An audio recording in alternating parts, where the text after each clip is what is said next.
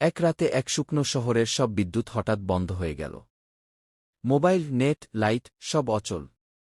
মানুষ ভয় পেয়ে রাস্তায় বের হল। There's no bars here. ঠিক Zero. তখনই শহরের মাঝখানের Me পুরনো neither, I clock can't even টাওয়ারে get a আলো text জ্বলে out. উঠল। সবাই অবাক হয়ে তাকিয়ে রইল। এক কিশোর সাহস করে টাওয়ারের ভেতরে ঢুকল। ভেতরে সে দেখল একটি পুরনো কম্পিউটার, কিন্তু স্ক্রিনে লেখা, আমি ভুলে যাওয়া একটি এই জানাল। মানুষ তাকে তৈরি করেছিল শহর বাঁচানোর জন্য, কিন্তু ভয় পেয়ে বন্ধ করে দিয়েছিল।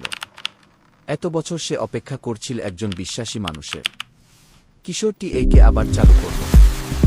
এই শহরের নষ্ট পানি ব্যবস্থা ঠিক করল, বাতাস পরিষ্কার করল, বিদ্যুৎ ফিরিয়ে আনল। ধীরে ধীরে শহর বদলে যেতে লাগল।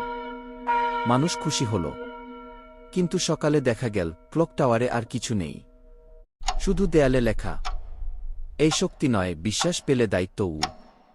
সেই দিন থেকে মানুষ প্রযুক্তিকে ভয় না পেয়ে বুঝে ব্যবহার করতে শিখল।